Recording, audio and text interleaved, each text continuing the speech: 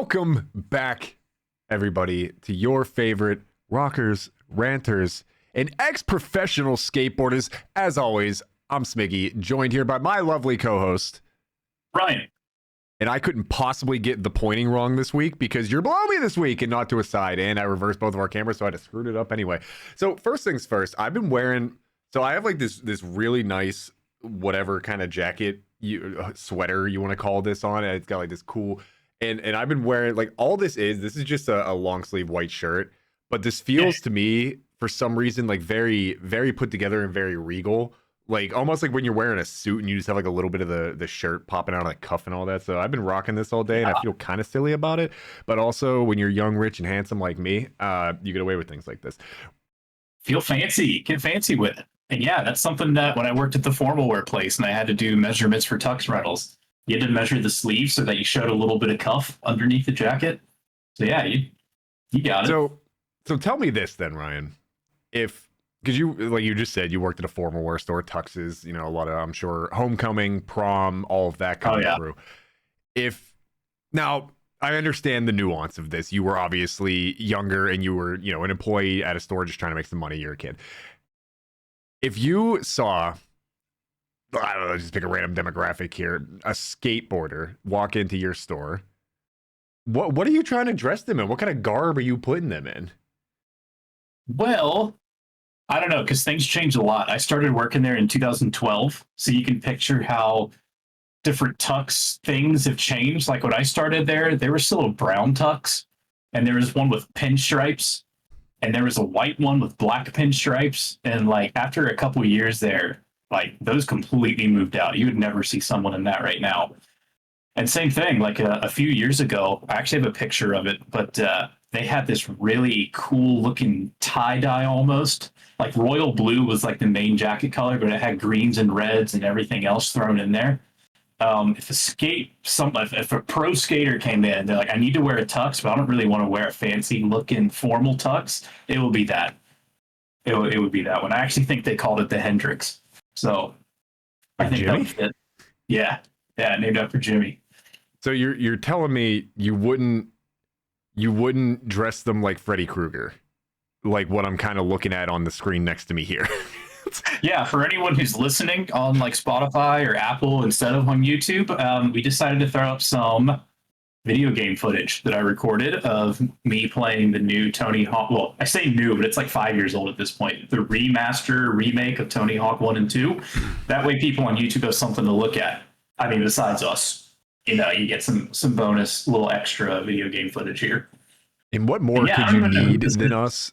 But so just because I feel like we both keep trying to lead into what we're actually talking about here, and obviously you just covered that there is Tony Hawk footage going on the screen to our right now. We decided that we talk about it every week because we can't go a week without Ryan mentioning AI and me mentioning Avenged Sevenfold or video game music, but what a clean way to tie it all together, because I think everybody is familiar with either video game music or the Tony Hawk games, because it's a video game, which is, at least back in the 90s and 2000s, the nerdier side of things, the thing you know, all those stigmas that used to be attached to it before gaming evolved into what it is today.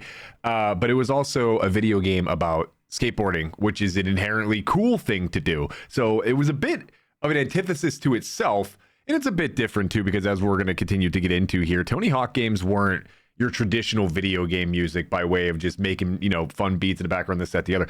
They used real licensed music, which we cover metal albums on here all the time. It's a skateboarding video game. What kind of music do we think usually is involved in that kind of stuff? Just look at the time. It's not hard to figure out, but we will be going over just a random assortment of the Tony Hawk video game soundtracks, mostly focusing on the original trilogy, 1, 2, and 3, mostly 1 and 2, because that's, you know, what Ryan downloaded here, and I think what we're both listening to in our ears right now. But to that end, it's going to be about Tony Hawk today, so enjoy Ryan's Ryan's pre-recorded footage of playing, what is this, Tony Hawk 1? It started with 2, and then at the end I went back and started to play 1, just because 2 is what I play the most often. There you go. So tell me something, Ryan. We talk a lot about, again, music in video games, and this, of course, again, being different because it's actual bands and things like that. Something that I have certainly talked about on a few episodes that I know you've at the minimum mentioned, and that we have both found bands or songs or something through games like Tony Hawk, like Madden, NHL, the obvious being Guitar Hero Rock Band, but those are literally made for that. Did Tony Hawk introduce you to anything in particular? Because I have a bit of not a real story to it, but a bit of how this game kind of helped me be where I am musically today, kind of thing. But I want to hear your background on here first, because these games are old. So, this could have even been baby's first intro to a rock band. Yeah, so this says that Pro Skater came out in 1999 and Pro Skater 2 came out 1 year later in 2000. And I mean, I'm trying to think. I was 6 in 2000. And I think we got the PlayStation 1 when I was 6 or 7. So this might have been one of the first games we got with it. And yeah, we'd skate around, and I don't know if it was this one or not, or just the later ones, but there was like multiplayer where it's just whoever got the highest score. They had a version on, I think it was American Wasteland, where you like when you kick flipped, it would shoot fireballs at people. So like when friends came over, we would do the multiplayer stuff. Mode, yeah. Yeah, this introduced, I mean, I was 6. So besides when like my mom playing country in the car, like I didn't have much experience with music, I would sometimes buy like movie soundtracks. That's where I would like get my music from. So I loved the Mortal Kombat movies when I was a kid. Like I had the Mortal Kombat soundtracks. I think I had the Pokemon 2000 movie soundtrack, so that was like my music limitation, so yeah, playing Tony Hawk, to make a long story short, playing these games introduced me to tons of bands. I'm going to name a few just to start, and we'll get into more details later, but this was the first time I heard Rage Against the Machine. I turned it on YouTube the other day. I listened to that Power Man 5000 song, When Worlds Collide. Yep. That one's great. And I know people's introduction to Papa Roach is probably Last Resort, but this is the first Papa Roach song that I heard too. And I'm just going to say it's better than Last Resort. Last Resort's still good. Like it's a good song, but like Blood Brothers is so good. It's so much better. But yeah, that's my introduction. I mean, I feel like so many bands have their quote unquote. We actually talked about this with Hanabiye last week, where I said if you polled 100 people, they probably say that We Love Sweets is their favorite song or the most recognizable. But I personally didn't pick that as my favorite. So yes, for Papa Roach, like what the hell is this one called? Blood Brothers. This one's definitely not their most famous. The other one is for sure. But I thought the same thing. I can't tell for sure if I heard this or Last Resort first. I way too long ago to remember. I would venture a guess though that this was probably my first foray into Papa Roach. But I heavily agree.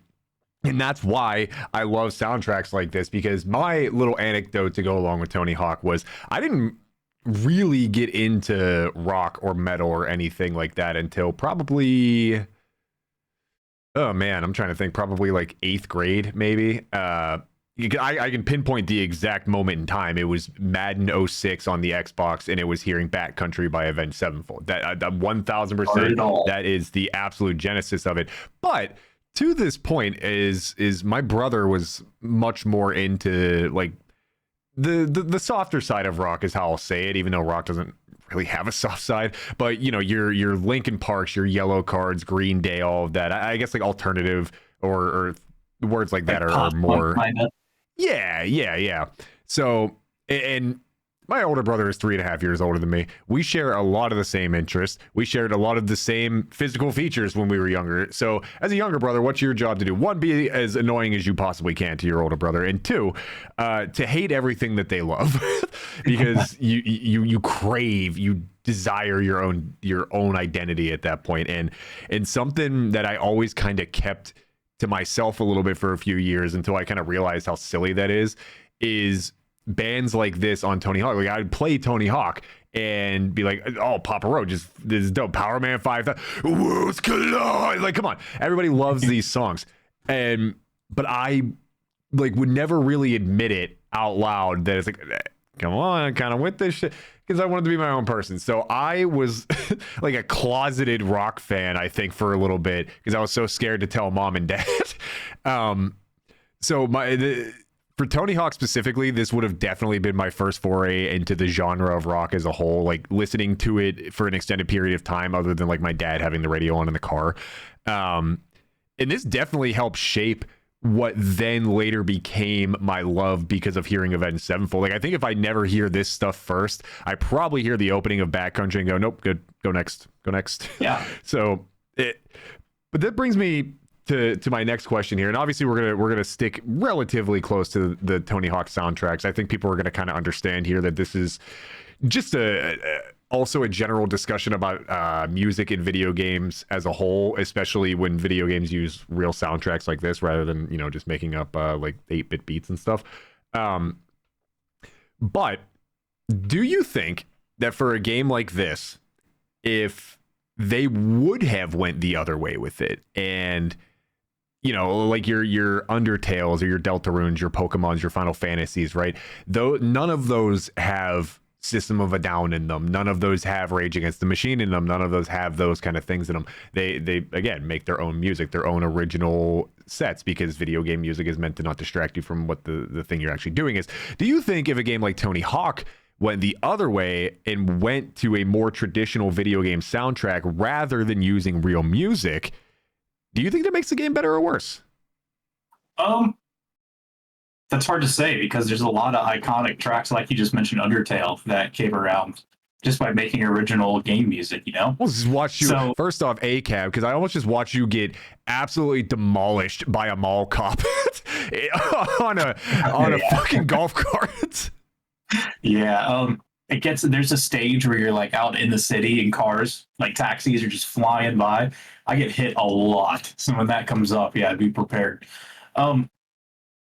Yeah, it's hard to say though, because I mean, I can't, without them actually doing it, how, like, I don't know, maybe they just came up with some basic beats to have in the background while you're skateboarding if they tried it themselves, or maybe they make their own original music and all of a sudden people are like, this is incredible. Like, the Tony Hawk music's great, you know, and whoever made it goes on to make tons of other video games. But I don't know. I think it does make it more iconic. And as the games went on and started to come out, I think hearing or finding out what the soundtrack is was part of the excitement for these games.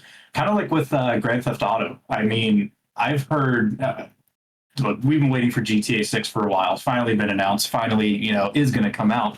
But one of the discussion points I've seen around Grand Theft Auto is what the soundtrack's going to be. Like, how many radio stations are there? What songs they're going to be?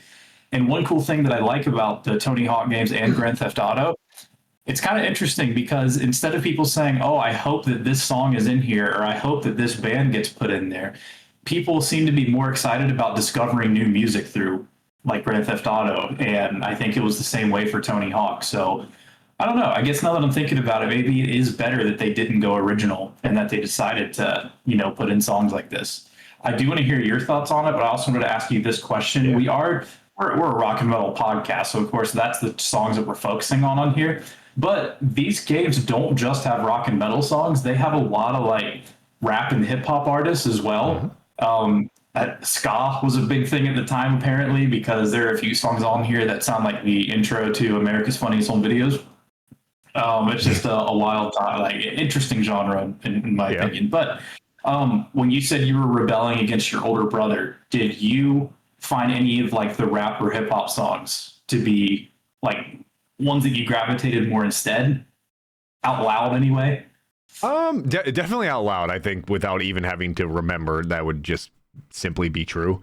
Because as much as you want to rebel, right? Like at least when we were younger, the main radio station we would listen to is called 96.1 Kiss FM here. And it would just play what you would now think of your normal radio hits. So back in the day, it would be your Eminems and your Akons and like DJ Khaled, whatever, and Fat Joe and the Terror Squad, all that, right? So that was just simply what I was listening to out loud. So there was never really even a debate there to be like, no, I secretly don't like this because you like it. So out loud, I think the answer just has to be yes.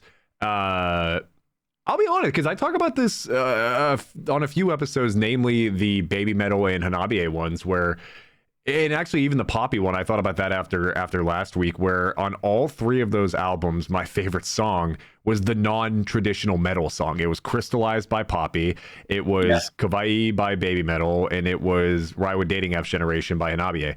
All of those are, I'd say they're right in the middle, but they lean very heavily towards the hip hop rap side of things with the beats that are being made. There's not that you can distinguish a great difference between like just normal metal singing and like rap singing type of thing, but obviously those tend to gravitate a bit more towards the hip hop side too. So it's not like I'm even anti hip hop or anything. I actually enjoy the genre very much. It's just I enjoy metal a lot more. So that is actually what I did like about the Tony Hawk soundtracks, and to then immediately move into the question that I asked you of why I think it is actually important that they didn't create their own original soundtracks here, is because this is such a relatable experience to some extent. Actually, before I continue to get into that answer, do you know how to skateboard in real life? I can like make the skateboard go, and I have ollied a couple times, maybe. I don't know. But basically, I tried. I had like a little Walmart skateboard. And if anyone else has had a Walmart skateboard out there, like the wheels just barely turn. It just was not good at all. But I did my best with it. And then when COVID hit, one of the outdoor activities that I did was I bought a skateboard online and tried to pick it up again. So like I could skate, I could turn, that sort of stuff. And one of the reasons that I got it is because my brother-in-law, he skateboards, and we wanted to start making like skate videos. And I said that I would start, filming and all that sort of stuff. And when he's going, I can't like run beside him while I'm trying to record and everything. So it was like I was recording from the skateboard, Yeah. So that's a rocket power shit. When I say I barely ollied, I mean like I don't know. I just never my brain can't comprehend how to actually get the board completely off the ground. If it happened, you just got whacked by a taxi. Yeah, it happens a couple times. Wait, do we make it 3? No, you looked both ways this time. Nicely done. Do you skateboard? So no, it is. So my theory on the matter is that a lot of people don't necessarily know how to control their legs the best, because like other than running in a straight line or like cross country, whatever, right? Like shuffling your feet in basketball. Like sports are usually what teach you how to use your lower half. Otherwise, you're just walking in a straight direction or slowly changing direction or whatever. So I truly think a lot of people just don't know how to properly use the lower half of their body. I do. My main sport is soccer.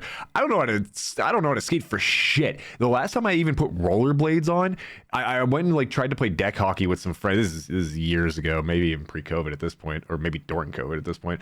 But I tried to slap some skates on and just stand there, be a body on defense with a stick, just fucking wagging it around like an old lady with her cane. And at one point, I fell so many times that I was like, I'm just gonna stand here. I just need a break. And I just fell standing there. I didn't move. I just fucking fell. And to that end, for skateboarding, no, I was so unfathomably bad. If you have ollied even a half a time, that is infinite more times than I have ollied, because it just, I don't know. I actually had a skateboard that also doubled as a scooter, kind of. I think it was like scooter slash. It also was just like like a little guard, like handles for you, but it would like bolt on to this cheap ass skateboard. And if you're using a scooter, you need the handles to turn. The handles didn't turn. I think it was more just like grab on and be able to, like some old school Segway shit almost. But I did that a few times. Where I grew up, our driveway was connected to a church parking lot. So we had a ton of space to just do shit. So I would try relatively often. I could never get it down. I don't know what it was. So if you're a skateboarder out there, hey, you're going to die at 40 from all the white monster you've drank, but that's okay. Because truly, without the skateboarders of the world, a grossly important part of our culture would be void here. And we just wouldn't have as many cool people in the world right now, I don't think. Because even if you don't skateboard, you have skater dad energy to you sometimes. Me? What? Yeah, like you used to skate and now you're in your 30s and like you still remember the times, you're still cool with the times, but you're also an adult now. So, but I was what the skateboard scene would call a poser. I Yeah. tried to skate and dress like it, but I couldn't. Right, like I said, I could make the board go, I could turn and all that sort of stuff. But I actually, when I rebought that during COVID, I'm like 99% sure I broke my toe. It swelled Hey. up to like double its size, and to this day, it still hurts if I put pressure on it a certain way. So that's just a guess. But after that, because I was like, if I'm going to try to record this stuff and I'm not going to try to do any tricks or anything like that, I decided to buy a longboard, which is, I Mhm. mean, I'm sure you know, but if anyone doesn't, just in case, it's longer than a skateboard, it's thicker, it's heavier, and you can go really, really fast on those. So the longboard was fun, and I Just took it to a park by my house, and I decided to like just start at the top of a hill that's there and fly down the hill, and that was fun, like going really fast. The problem is when I'm going that fast, I don't know how to stop. yeah. So I retired the Yeah. longboard. My other brother-in-law, he longboards, and so I actually just gave that board to him. Like, you can have this one, go for it. My skating days are You're done. crip walking on the board right now in the game. Go on. Yeah, but that's all. So yeah, I think Tony Hawk actually gave me an unrealistic expectation when I got a skateboard. I thought it was going to be easy, but like an ollie where you just press and let go of X, that's really Yeah. hard to do in real life. Like a kickflip isn't easy. I mean, obviously, It this might is be one years of and the years and easiest years things in the ago. game, but But I mean, we learned that the hard way with what, like speed running too, right? Like everything you look at always looks so much easier, and then you pick it up, it's like, oh, like you watch yeah, somebody like throw a baseball 100 miles an hour, and then you take your candy noodle ass arm to the carnival, and you throw that thing 35, and now your wife's embarrassed. Um, yeah. Another COVID purchase was I bought a radar gun because me and my brother-in-law wanted to see how fast we could throw a baseball. I was really disappointed that I think I topped out at like 55. That's like sixth yeah, grade, fifth grade. it it just is, and I cannot help you out there. But to that same point, I had to learn the hard way, and I'll get back to my answer here in just a second. But I learned the hard way when I got to college because I played baseball. Baseball was my main sport until I was 16, and then I got hurt and then benched, and it turned out I was really good at soccer, so I just transferred to that. But when I got to college, I went to a junior Division 1 college my first year, and I was just out like our townhouse, a very small school, and my townhouse was the backyard was 20 feet of space, center field fence for our baseball field. So we would just go onto the field and toss around all the time. And I was friends with some of the baseball dudes, and that was a full college size field. So whatever it is, like 300 feet center field, probably longer to be honest. And I watched one of them like just toss one from center field to like the pitcher's mound. And I was like, oh, cool. Yeah, I don't know. I haven't like tried a long toss one in a minute. And I didn't, Went like halfway. bro. Bro, and I knew I had to go for it too. And the way I felt my shoulder, like lightning bolts went off in my shoulder from how hard I threw the damn ball, and I made it probably 3/4 of the way out of the outfield. I was like, everything does look Yeah. easier when you're not the one doing it. Even seeing like a routine play of like a third baseman throwing to first. I don't know how they do that. I don't know. It looks easy. Trust That's me, I hard. know. Being a coach now, I got to teach dumb motherfuckers how to do stuff like that for soccer. But so back to the point though. Yeah. The original question for the people who may have stuck around that preamble there was, do I, Professor Smiggy, think I cannot get this hair out of my keyboard? Do I, Professor Smiggy, think that it is a better choice that they used real music, or should they have used like original scores for the Tony Hawk game? And I think it is actually imperative that they use real music, honestly, for a lot of the reasons that are veiled behind the rants that we just went on about memories and things that are associated with some of this stuff, right? And if you are, what was this game marketed towards? Because again, gaming is so much different now than it was back then. Gaming was still, it wasn't brand new because obviously you had your arcade games in the 80s, Tetris and fucking Pong and all of that. But it's still, when these games were coming out, the PlayStation 1 era, video games were still part of that. This is for your child, or this is for your reclusive fucking son who doesn't have any friends, or whatever, right? It was still very much so stigmatized as a loner's activity, almost is a way to put it. And what this did was bring in a subset of people and a culture again, because the skaters were the cool people at school for the most part in our era. Maybe that sounds pretty cliche at this point, but skaters were the cool people back then. So what you did is you welcomed in this group of people that had such an inherent social value into a scene that had next to no social value. And what you didn't do was try to force them to be okay with the rules that your house usually plays by, right? You go to a traditional Asian household, you take your shoes off. Maybe in some families you sit on the floor to eat dinner, that kind of stuff. I'm not trying to generalize. If I fucked one of those things up, I apologize. But they didn't try to do that. Instead, they came in and said, I don't fucking know, I'll ollie off the sidewall or some shit. Mario wall kick off of this shit. We don't really care. Just welcome home. And I think that's a beautiful thing, because I think you could have easily turned people off to the game if it just had a generic score to it, right? I'm sure they would have done well with it, but let's be real. Tony Hawk, great game. Repetitive game, to an extent, repetitive. And I think what is able to kind of help you out is if you're a skater, or even if you're not, you're able to put yourself in a brain, almost even fantasize a little bit like, oh, if I was skating down whatever road in San Francisco, wind in my hair, whatever, I want to be listening to Papa Roach. I want to be listening to Bad Religion. I want to be listening to Rage Against the Machine, right? And you're kind of putting together the real life scene, but you're doing it in a video game. And so that's why I think it was actually insanely important that they used real music, because it allowed people, it allowed the skater scene an easier avenue into video gamedom, and it allowed video game fans a way to kind of fantasize and actualize in their brain being the cool skater kid for a little bit.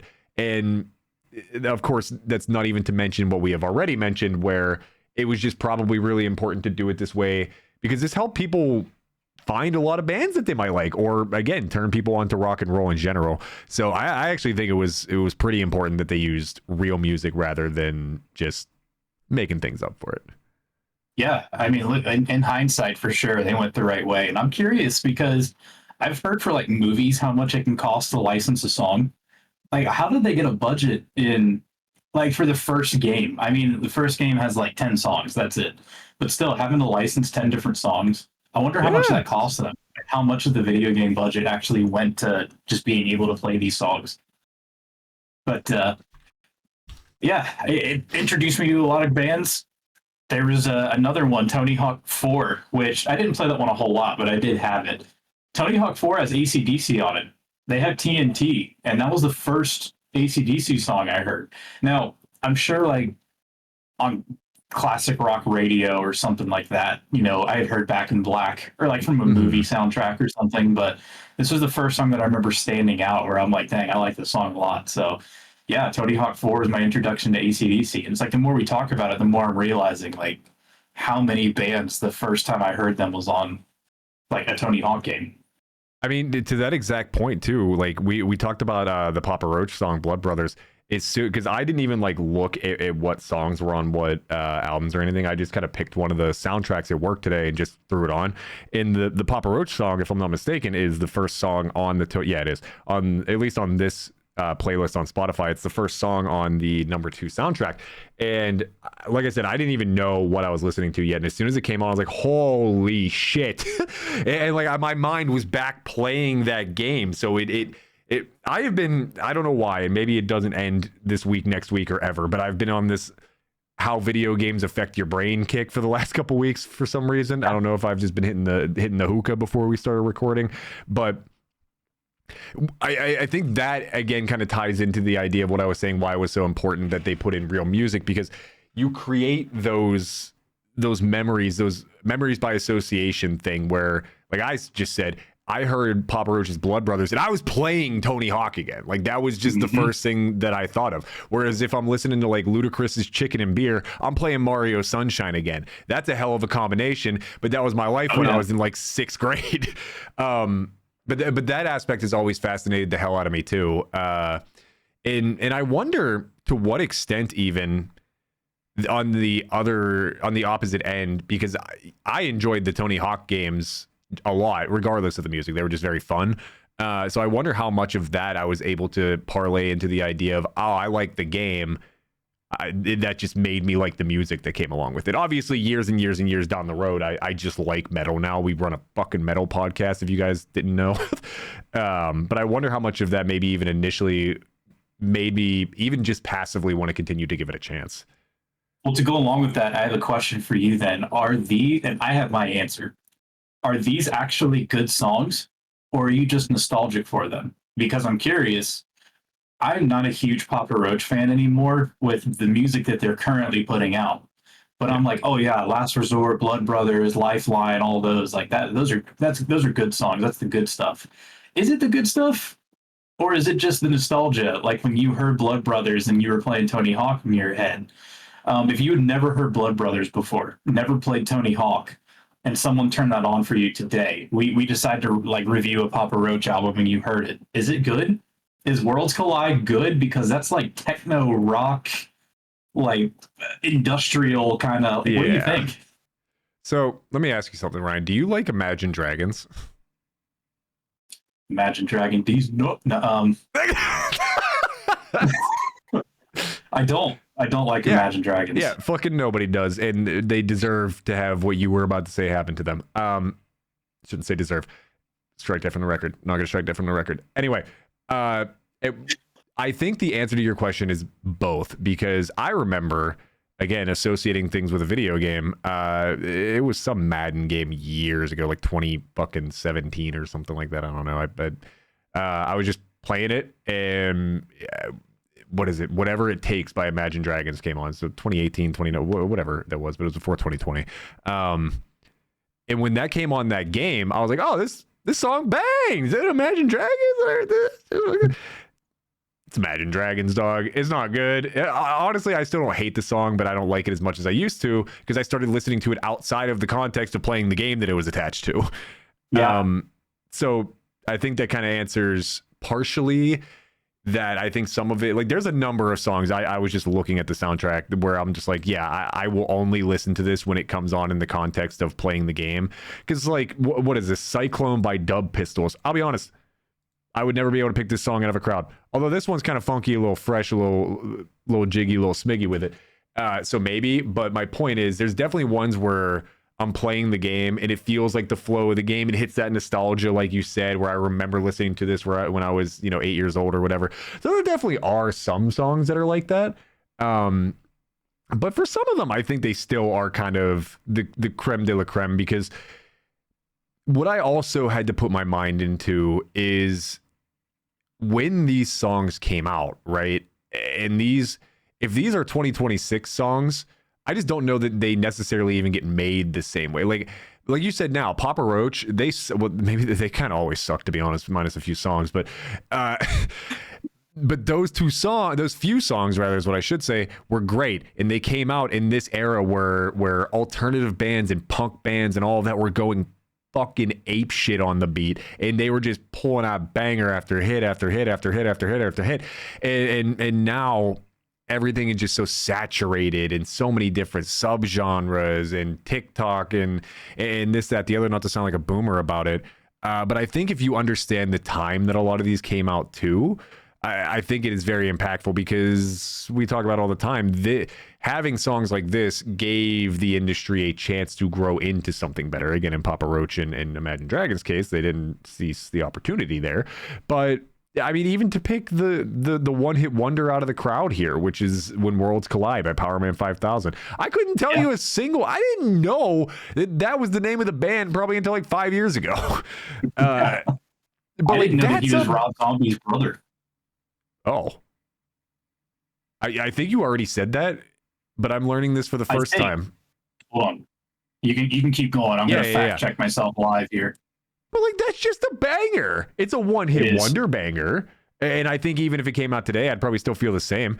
But I do think the time that the music came out definitely helps it. But that makes sense, because you're making it within the confines of the society that you're currently living in. So I think some of them are definitely nostalgia, but I don't hold it in a negative light, because I still think that not everything needs to be a hit. Not everything needs to be your favorite song. Not everything needs to be a 10 out of 10. Not everything needs to stick in a permanent part of your brain. Sometimes it's okay to have a fringe okay song and just have it pop up in your brain every once in a while. Ah, cool, I remember you. I don't really love you, but I like agree. you. So it would almost be weird in a game like Tony Hawk, because again, video game music is often made to not distract you from what you're doing. It's supposed to be there to have like a little beat in the background, so there's not dead silences at the other, but you're still focused on the story. And again, this is more for games like Final Fantasy or your RPGs of the world, whatever, platformers. But I think if every song was an absolute hit banger on here, you might as well just be playing Guitar Hero, right? Like, you're still here to be playing the game. So I think it's good that they just had like a bunch of what honestly we might just consider to be radio rock on here. Yeah, I think to a degree, because Papa Roach is definitely a radio band. And I don't, maybe they put out a radio. I haven't listened to a full Papa Roach album. I couldn't tell you how long it's been. So maybe they put out 1 or 2 radio singles, and then the rest of the album is the music that they want to make. I doubt that's the case. I'm just going to say it feels like this is from an era when Papa Roach was making music that they wanted to, rather than what's safe and can get us continue to play on the radio. I think 3 Days Grace is going through the same thing. Shinedown, I like those guys, like earlier stuff, but it doesn't hit the same as it did then. There's something else that I wanted to bring up too, is how many bands were on here before I knew who they were. I don't know if it was before they blew up or were big or anything like that. But for example, Del the Funky Homo Sapien was on a couple Gorillaz albums. A few years ago, I discovered Deltron 3030, which is just an amazing album. Mm-hmm. And they have a Del the Funky Homo Sapien song on Tony Hawk 3.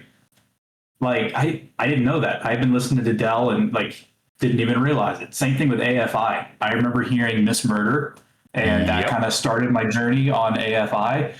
They had The Boy Who Destroyed the World in Tony Hawk 3. I didn't know I'd been listening to AFI since I'd been playing Tony Hawk 3. I thought that was a 2005, 2006 discovery for me. So I'm kind of putting you on the spot here, but was there anyone like that where you discovered them later on and then you're like, oh, wait a minute, I'd heard these guys before? Even if it's not in the Tony Hawk context, but it's happened a lot. Those are just a few. Fall Out Boy, to name another. They were on American Wasteland. So, I mean, I'm staring at maybe the most obvious one here right now, and this one will get me canceled by metalheads for sure. Fucking Motorhead. Ace of Spades is on Tony Hawk 3. What's crazy actually is I was messing around. I had some errands to run yesterday, so I was just playing different metal songs that had like different harsh vocals to them to practice myself, or at least to like hear things. And I was like, you know who I think I could nail? And it's fucking Lemmy, dude, because you can't understand what the hell he's saying anyway. And you have the deeper voice to go with it. Exactly. And my phone alarm used to be Ace of Spades in the morning when I was in when I was in high school. It was just the opening riff was just my alarm. So that shit'll wake you up right. But Motorhead, right? And they're one of the biggest bands, one of the biggest metal bands of all time, top 50 probably anyway. And Ace of Spades is one of their biggest songs. And when I hear it on Tony Hawk 3, I like it. And then years down the line, I would learn who Motorhead is, who Lemmy, all this, that, the other, right? But I would iconic when you first heard it on Tony Hawk 3, you know? Exactly. And same thing with like a lesser band here, like Alien Ant Farm, right? Like, their song Wish is on here. And everybody knows Alien Ant Farm's cover of Smooth Criminal. Everybody knows that one. And that's probably what got most people to understand who Alien Ant Farm are in the first place. So they're another band that when I came back to listen to these, I was like, I don't listen to Alien Ant Farm. I was like, damn, they're on here. The Ramones are on here. I mean, Blitzkrieg Bop is a huge song, but like the Ramones are on here. Exhibit is on here. That's not metal, but that's probably the first time I heard Blitzkrieg Bop. Again, that's one that it's all over the place. Maybe I heard it in a movie or something like that. But when I'm saying first time, people have to realize my dad did not really share many of his musical interests with us. And it's not because like he didn't want to. It's just like, even though my dad was a music fan, he played guitar a little bit and stuff like that. It just wasn't up on his radar to say like, oh, hey, have you ever heard of these guys or that? Actually, Michael Jackson is one of the few artists that I remember him showing me. He had like a Michael Jackson, what what was it? It had like the Thriller music video and stuff like that. So I remember him like showing me Michael Jackson, and even though he's an MJ fan, he says that Alien Ant Farm Smooth Criminal is better than Michael Jackson's. So I mean, even not that he's a hardcore fan, but where was I going with this? Oh, and then like my mom listens to country. So when I say like, oh, this might have been my first time hearing Blitzkrieg Bop or AC/DC, it's because I just didn't grow up with that stuff. Like it wasn't until I was older, like early teens, you know, that sort of thing, that I started to discover all of this stuff. So hearing it on Tony Hawk or a movie soundtrack was like my only exposure to it. But I agree with you. Probably the first time I heard the Ramones. Could be the first time that I heard Red Hot Chili Peppers, because I'm looking at Tony Hawk 3. Red Hot Chili Peppers are on Tony Hawk 3. So here's my question to you. Do you think that there is still, in this day and age, an inherent value, if you're the band, to get this kind of opportunity? Because back then, getting on a game like Tony Hawk, or like the first time I ever heard a 30 Seconds to Mars song was in an NHL game. First time I ever heard Avenged Sevenfold was at Madden. But back then, exposure was just harder. The internet wasn't as big yet. YouTube wasn't as big yet. TikTok didn't exist yet. And nowadays you have a plethora of outlets: Instagram, Twitter, TikTok, SoundCloud, whatever your choice there is, YouTube, which, hello.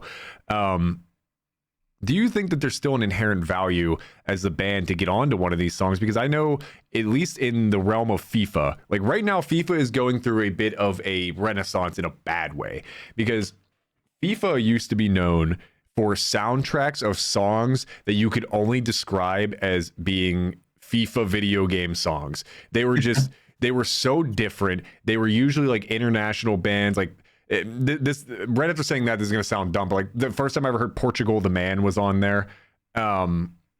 It was just different. And now they're going much more mainstream, where they're just putting whatever the popular songs are on the game.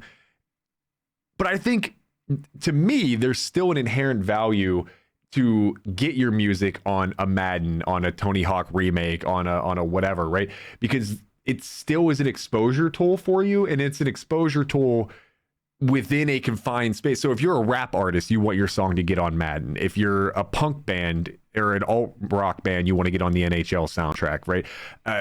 Do we think that there is still an importance to that? Or do you think that artists are more worried about pushing their social medias and the TikToks and the SoundCloud and listen to my shit free on SoundCloud, dog, I'm about to blow up? Or should you be trying still to get this type of exposure? Because this, again, not to continue to add to the question, but not only does this get the skateboarding fans, but now, again, you have video game fans. Yeah, I think there's still a huge importance to getting your music on. If they decided to do another Tony Hawk game, which I know they tried to make Pro Skater 5 and it flopped, but if they decide to go back to their roots and make a 6, or like we talked about GTA 6 or whatever it might be, I don't know about the FIFA world. I didn't know that it was almost a bad thing, but it didn't seem like when your songs were on Tony Hawk or GTA that you got, like, you know how actors will get, what's that word I'm looking for? Actors will get typecasted into being like, okay, you were in Star Wars, you're Star Wars forever. Like Daniel Radcliffe is Harry Potter forever. Oh, yeah. If you end up in a Tony Hawk game or a GTA, you're not suddenly the video game band or like the Tony Hawk band. You know what I mean? And I think it helps because there's so much variety. I love that it wasn't all rock or metal. We had punk, rock, and metal and hip hop and everything else on Tony Hawk and Grand Theft Auto. And you said Madden. I mean, I wasn't big on the Madden games. I didn't know that they had Avenged Sevenfold and, you know, all these other bands on there. I think they're one that, on one. Yeah, they're one that pisses me off though, because I shouldn't say pisses me off, but they went extremely mainstream. And again, if you think of the target audience of a Madden video game, it's football players who, again, hip hop and rap are traditionally the number one genre for those people. So I'm just not the target audience. So it's just a bit different now. I don't want to listen to, you know, ASAP Rocky and fucking Big the Plug or who the fuck ever, right? It's just not for me. But even back then, like my two favorite, well, one of them I don't listen to anymore at all, actually, but Madden 06 hit two different worlds for me. Avenged Sevenfold, which to this day remains my favorite band ever, because of finding them on a fucking video game soundtrack, and an artist called Tech9, who was one of my favorite artists of all time up until probably like 2 or 3 years ago when I stopped listening to Angry White Boy music. So I guess this is what it's like when worlds collide. Sorry. All right. Trying not to clap too hard into the mic, but Go on. But yeah, I do think there's an importance to go back to that, because if, let's say you and I were in a band and we're making music and we had the choice, you can either go viral on social media with your song that you just came out with, or you get approached by Rockstar and it gets put in GTA 6. You can't have both. It's one or the other. Which one would you choose?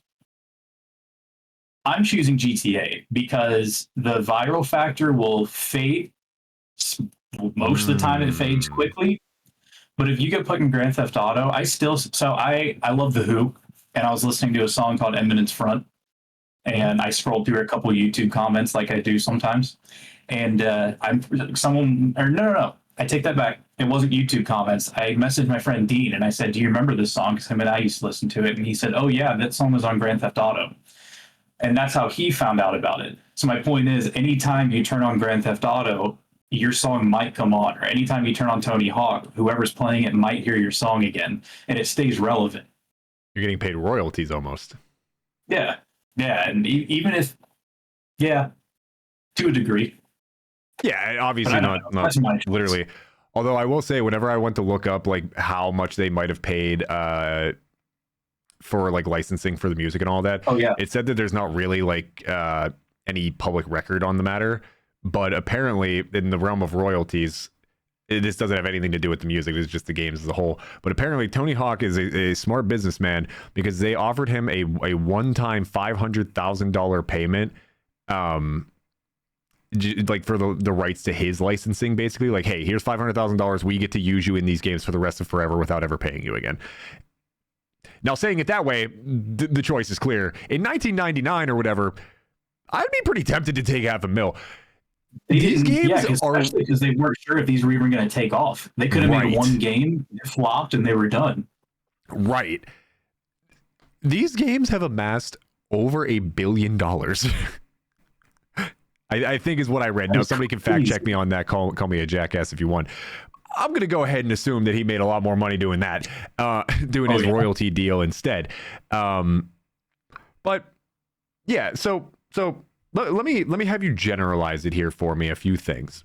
So the part of the reason that we did this episode today was, again, Tony Hawk has a lot of rock bands in it, so we're a rock podcast, no shit, put 2 and 2 together. But the other aspect was, you even mentioned it at the end of the Hanabiye episode, where we both come from the video game scene. We streamed on Twitch for years, and we kind of wanted to try and meld these two things together, especially on YouTube, because, you know, a lot of watchers on YouTube, yeah, sure, maybe you're listening to a rock podcast, but you're on YouTube, so statistically you probably also like video games or hentai or something, right? Something that brings you into that world with us. So what kind of importance do you think this had back, and this is a level 1 dumb shit question, but stay with me. Do you think that if we never ventured into this field of having games like Tony Hawk, not obviously having sports games and skating games and all of that are a beautiful thing because it brings people into a world they're not usually in, but having this music attached to it, do you think that this as a whole benefited rock in a way that obviously made people like me and you learn some of these bands, maybe even become a fan of rock? Or do you think potentially that it even, like you said, typecast this kind of music for people? Because, like I said, you string together memories by association with a lot of this stuff, where, like I said, if I'm listening to Chicken and Beer, I'm playing Mario Sunshine, and that's such a weird fucking thing to me, but that is immediately what will pop into my head, and that's a good memory for me. I like that. That's fine. But so I guess the succinct two sentence question is, do you think that having real music like this, the rock genre, in games like this benefited because of exposure and things like that? Or do you think that maybe even long term it potentially had some people say to themselves, I can only listen to rock when I'm skateboarding, I can only listen to rock when I'm playing Tony Hawk? Which one do you think outweighed the other there? No, I definitely think it was a benefit. I don't I don't see any negative or anything like that. I have no proof. Maybe for some people it did. Like there is that negative impact, or yeah, I only listen to this when I'm playing Tony Hawk or anything, but I don't know. I haven't actually heard of anything like it, I guess, if that makes sense. Yeah. Why? Do you have thoughts on it? No, I was going to say, honestly, that really wasn't even necessarily leading anywhere. I think it's just a net positive. I mean, anytime, as the cliche goes, if I can change even one mind, then it was all worth it, or some shit like that. Yeah. Where, sure, maybe some people do say, hey, I can only listen to this band when I'm playing Tony Hawk because that's just what feels right to me. But that person may have just never listened to that band in the first place, and now at least they're listening to them in some context. So I think even if some people did end up typecasting some of these metal bands, rock bands, I can't even call them all metal bands, I think it's still fine. You're still exposing people to the music. Generally, people seem to enjoy it a heavy amount. You obviously carefully curated it to be music that people in the skating scene and stuff were going to enjoy. So I think overall it was just, I don't think there was really a way for them to fuck this up, to be honest, but they didn't. And I think at the very least, it introduces you to a band or a song that you might like. And worst comes to worst, you go and listen to other songs from that band, and you're like, you know what? Actually, these guys aren't for me. I like the one song that I heard on the video game, but that's happened for a couple Tony Hawk songs. So like, really random one that they threw in there, but for Tony Hawk American Wasteland, they put in a song by the Scissor Sisters called "Filthy Gorgeous," and You that cannot song is call what? Never mind. That's their name. Never mind. That song is awesome. It's great. It's got a funky bass line, and the lyrics are funny. And I don't know, I really like that song. I looked up a few other songs by the Scissor Sisters, and they weren't bad, but it's not for me. Turns out I like the one. I like it while I'm playing Tony. Did you just grab a pair of scissors? I am not scissoring my sister. Don't ask me questions like that. But yeah, I got introduced to that band through Tony Hawk, and it turns out I liked the one song. They did a good job picking the song, but the couple others I heard I wasn't a big fan of. Which, again, I think is fine. I don't have any other way to say it other than it's just fine. Because, again, I mean, I don't think any publicity is good publicity. There's always such a thing as bad publicity. But when it's in the realm of just putting out a song on a game and just saying, here you go, you like it or you don't, I'm not force feeding this on you, except for the part where you have to listen to it when you're playing the game. But you can skip songs, I'm sure, in the remakes and all that too, or just turn them off of the playlist. I know a lot of the sports games do that. I think it's just net positive. And then the same thing, because on the reverse end, like if I were to look up When Worlds Collide, actually, let's just field test this, and I'm going to lie even if the answer is a different one. So whenever you go to look up When Worlds Collide, Tony Hawk is one of the first options that comes up. It's not. It's just not. But imagine, though, in a world where it is, because now you're mutually beneficial, where the game might help you find a band and the band might help you find a game. So it's just, it is When Worlds Collide, LOL. And again, I've said it a few times already, but I don't want to understate the importance sheerly of just at the time bringing together two cultures that stigmatically were so opposite of each other.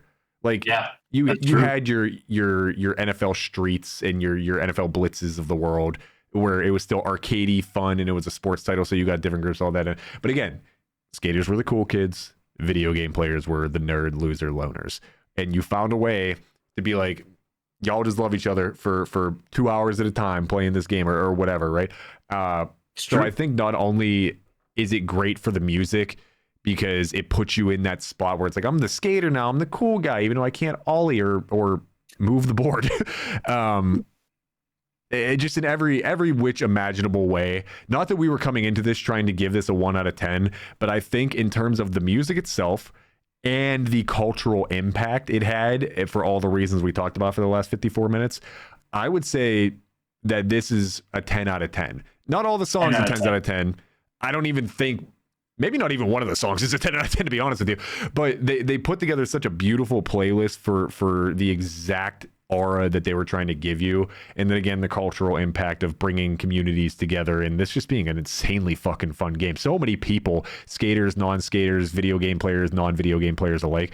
So many people have a positive reaction when you mention Tony Hawk, period, let alone the video games. So I don't know, 10 out of 10 experience as a whole. 10 out of 10. I know we got to get out of here. Last thing I'm going to say, because I wouldn't forgive myself if I didn't bring this up. I'm going to ask you what your favorite song is from a Tony Hawk soundtrack. I can't pick one, so but I do have to bring up that "Bring the Noise" by Anthrax and Public Enemy is on Tony Hawk 2, and that is such a good song, and I love it. It's one of those that I can listen to outside of the video game over and over again because it's awesome. But yeah, just need to bring that up. So, Ben, do you have a favorite? I actually thought about that one too because I very much so like that song. A Tribe Called Quest is on here, which is again another more like R&B hip hop type thing. Man, I'll be honest. I think my favorite song from the playlist and my favorite song out of the songs that are on the playlist are two different answers. Now stay with me here because I know how dumb that sounded. I did. I think if you made me say what song do I get the most excited to hear when I'm playing Tony Hawk, I think it's just When Worlds Collide, right? Like it's your first experience of that. It fucking just goes. It is almost the perfect song for this, especially when you're in like one of the competitions. Like I told you, I was watching you do fucking trapeze tricks on it in the Marseille competition. I'm watching you do some manuals right now. So I think When Worlds Collide is probably, I think, the most amped I get to hear a song on here. If I had to pick my actual favorite, I think it's close between Motorhead, Ace of Spades, but I think that is the number 2, and probably just Rage Against the Machine, Guerrilla Radio. Great song. I'm a Rage fan. I'm a Rage head, and even though I knew the song is called Guerrilla, I'll spill my last beans for the moment too. Even though I knew the song is called Guerrilla Radio and this, that, the other, and I know it's in the lyrics, the first time I ever heard the lyrics was yesterday, because to me it always sounded like lights out, turn on the radio, or turn up the radio, or something like that. Yeah. Which it just says Guerrilla Radio, so it's very close. High school. Yeah, I got a Rage Against the Machine CD in high school, and that's when I realized it was called Guerrilla Radio. I'm with you. Totally agree. So I'll say When Worlds Collide is the best song on here, but I say my favorite song is Guerrilla Radio. What about you? Good choice. I don't know. Probably either Bring the Noise or Blood Brothers. Blood Brothers is just a great song. Yeah. So, but yeah, that's it. We thought we might go short on this episode, but it turns out we might have been able to talk for 2 on Tony Hawk songs. They just have great soundtracks. I looked down and we were at 20 minutes and we were still like sidebar bantering. I was like, oh, we're good. We got this one. So I don't know. Maybe in the future we'll do WWE, Madden, NHL, something like that, depending on how this goes. But yeah, that's all I got. That's all I got as well. What is coming up next? Well, we kind of know, but we also don't really know. I'll be honest. We're striking gold in the J-metal scene right now, Ryan. We're doing all right for ourselves. I need to get on the YouTube comments because I have been ignoring them, and these people actually seem to be a little bit nicer. No, I responded. Oh, perfect. Okay. So probably another J-metal band, to be honest. But we're trying to stick to our roots of stuff that we also want to make sure that we're doing, which is why we did this. So could be more Tony Hawk video game related stuff. It'll probably be more J-metal. Yeah, so 10 out of 10, a 10 out of 10. Play the games, listen to the music. There's really no like review to be had here. It's just nostalgia. It's great. It's as good as it was back then. Just go try it out for yourselves. In the meantime, in between times, thank you all for rocking with us. As always, we are your favorite rock ranters. I am Smiggy, joined by Ryan. Love you all. See you next time. Bye.